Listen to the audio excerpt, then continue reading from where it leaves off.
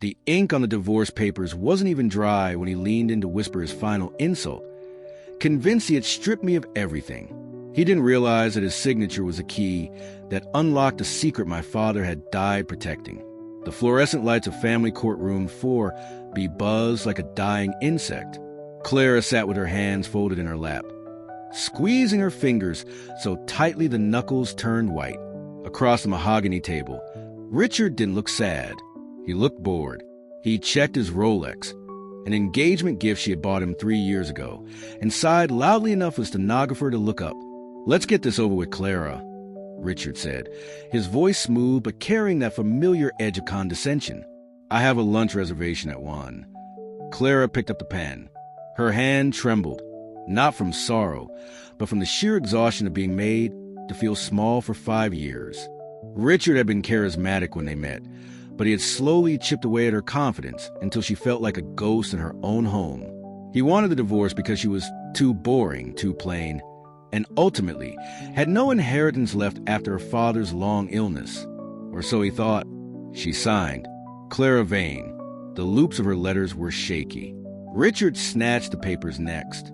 He signed with a flourish, the scratch and nib loud in the silent room. He tossed the pen down and smirked. "There, done. I hope you figure out how to pay rent on that waitress salary. Darling, don't come crawling back when reality hits." At the back of the courtroom, a heavy oak door creaked open. Julian stepped in. He was a man who seemed to absorb the light around him.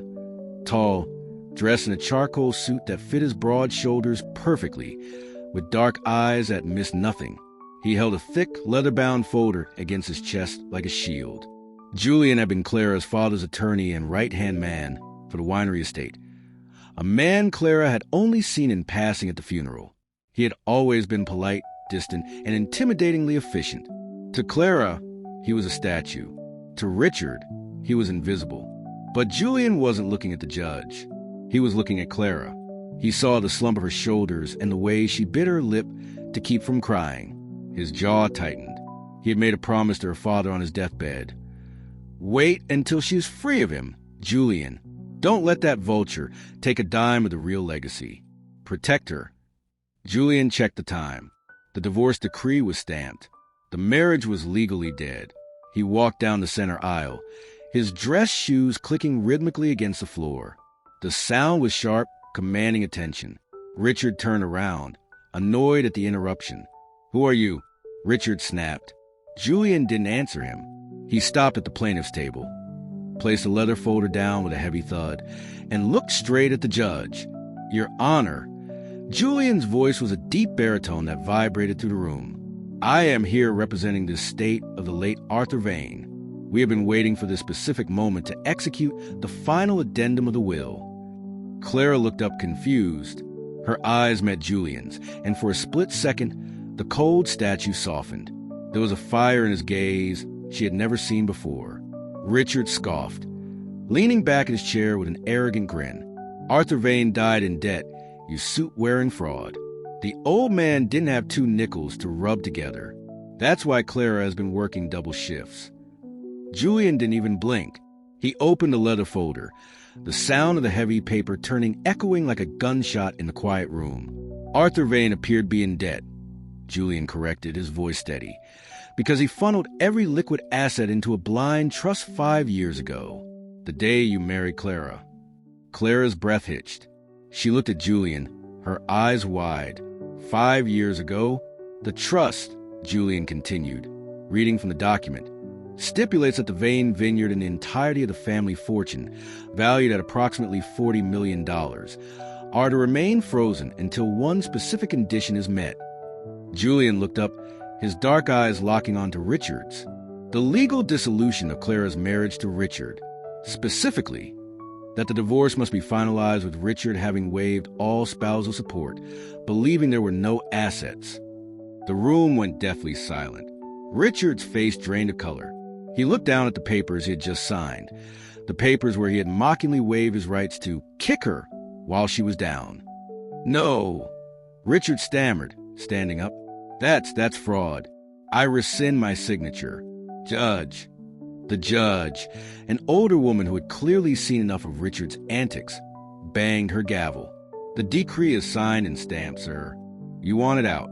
You are out." Richard slumped back, realized his greed had just cost him a fortune.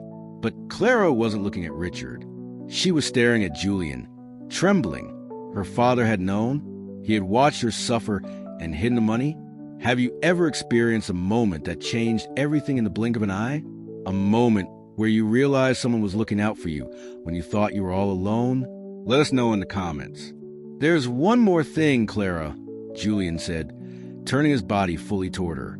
The hardness in his face vanished, replaced by a solemn intensity. "Your father knew you had lost your confidence. He didn't want to just give you money. He wanted to give you your life back." Julian slid a second document across the table. "You inherit the estate, but there is a condition.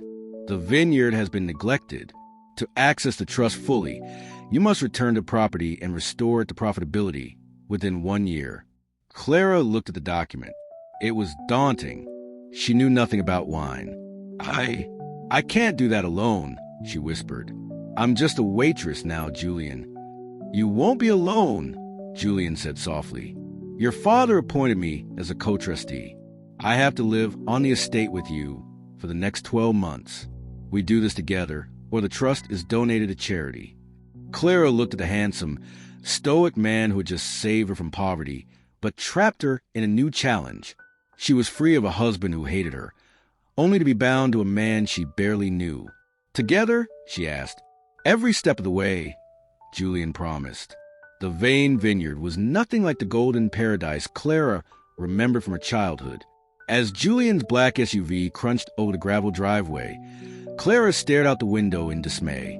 The vines were wild and overgrown, choking the trellises. The main house, a once majestic Victorian mansion, looked tired.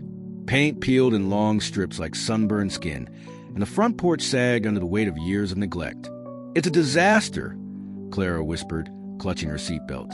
"My father thought I could fix this. I can barely fix a sandwich without panicking." Julian parked the car and killed the engine. "The bones are strong, Clara. Like you, it just needs work." His tone was matter-of-fact, devoid of emotion. It rubbed Clara the wrong way. To her, it sounded like another demand, another man telling her she wasn't doing enough. The first week was brutal. Julian was a taskmaster. He woke at 5 a.m., already dressed in work boots and a flannel shirt, a stark contrast to the suit she was used to. He had spreadsheets, timelines, and contractors lined up before she even had her coffee. Clara felt useless. Every time she tried to help, she felt she was in the way. The ghost of Richard's mockery haunted her. "You're clumsy, Clara. You ruin everything you touch." On Thursday, it boiled over. Clara was trying to clear old, dusty bottles from the cellar. Her hands were shaking from fatigue. A bottle of 1985 Cabernet slipped from her fingers and shattered on the stone floor. Red wine exploded everywhere, staining her jeans and the hem of her white shirt like fresh blood. She froze, flinching, waiting for the yelling. She waited for Richard's voice. "Don't move." Julian's voice came from the top of the stairs. He descended quickly, his boots heavy on the steps. "I'm sorry." Clara cried out, backing away, stepping onto a shard of glass. "I'm sorry I'm so stupid. I'll pay for it." Julian stopped in front of her. He didn't look at the wine. He looked at her terrified face. He reached out, but she flinched away, hitting her back against the wine rack. Julian's hand hovered in the air, then dropped. His jaw clenched, a muscle feathering in his cheek. He realized in the extent of the damage Richard had done. He wanted to wrap her in his arms, but he knew she saw him as just another authority figure, another man controlling her fate. "I don't care about the wine, Clara," Julian said, his voice tight with restrained emotion. "I care that you're bleeding." "I'm fine," she snapped, tears stinging her eyes. She hated that he was seeing her like this, weak and clumsy. "Just leave me alone, Julian. I know you're only here because my father paid you to babysit the failure." She pushed past him, limping up the stairs, leaving him standing alone in the dark cellar amidst the broken glass and the smell of spilled wine. Julian closed his eyes and exhaled slowly. "If you only knew," he whispered to the empty room. Clara sat on the edge of the clawfoot tub in the bathroom. dabbing at the cut on her ankle with a tissue. It wouldn't stop stinging. A soft knock on the doorframe made her jump. Julian stood there holding a first aid kit. He didn't ask for permission. He simply walked in, knelt on the tile floor, and gently took her foot in his large, warm hands. Clara tensed, waiting for a lecture about safety or clumsiness. Instead, Julian uncapped the antiseptic. "This will sting," he warned softly, his eyes meeting hers. He cleaned the wound with a delicacy that confused her. Richard used to sigh loudly if she got sick, acting as if her pain was an inconvenience to his schedule. Julian treated her ankle like it was made of the finest porcelain. "I'm not a babysitter, Clara," Julian said quietly, focused on applying the bandage. "And your father didn't pay me to be here. I'm doing this pro bono. I waive my executor fees." Clara froze. Why? Why would you work for free for a year? Julian finished the bandage and looked up. "Because Arthur was the only father figure I ever had. And because he told me you had a fire inside you that was being suffocated. I wanted to see if he was right. Healing starts when we let people see our wounds. What would you do if someone unexpected stepped in to help you heal when you were at your lowest? Tell us your story below." 2 weeks later, the dynamic had shifted. The fear was gone, replaced by a tentative partnership. It was 2 a.m. A summer storm was battering the windows of the estate. The power had flickered out an hour ago, so the library was lit only by a dozen candles Julian had found. They were huddled over blueprints of the vineyard, debating which plot of land to replant first. "The soil in the North Quadrant is too acidic," Clara argued, pointing at the map. She had spent the last week devouring her father's old journals. "We need to plant the Pinot grapes near the river." Julian looked at her, surprised. He had assumed the North Quadrant was best, but her logic was sound. She wasn't just guessing. She was learning. Fast. "You're right," he admitted, a slow smile spreading across his face. It was the first time she had really seen him smile. It changed his whole face, making him look younger, less severe. Richard was an idiot.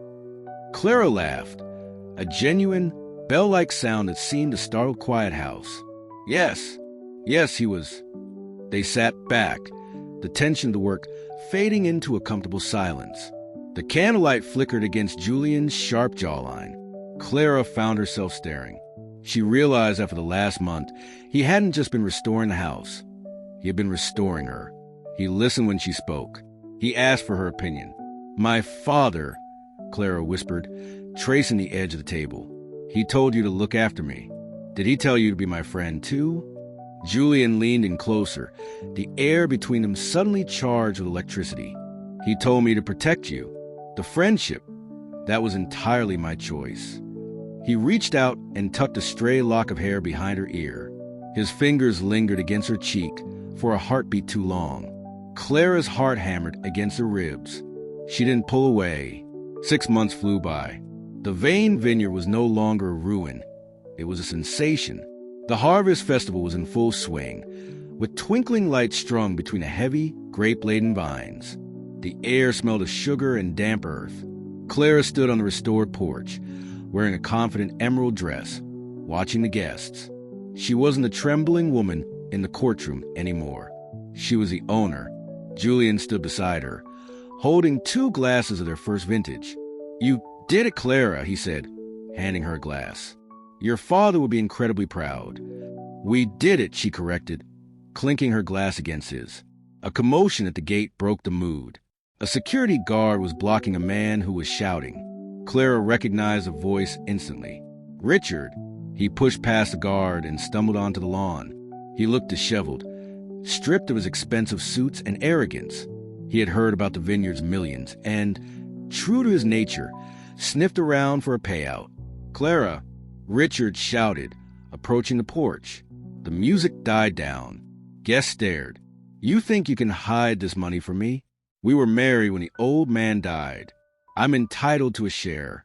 Julian stepped forward, his body tensing to intervene, but Clara put a hand on his chest to stop him. "I've got this," her touch said. Clara walked down the steps to meet Richard at eye level. She didn't flinch. "You signed the papers, Richard," Clara said, her voice calm and carrying across the silent crowd. "You mocked me. You said I was worthless.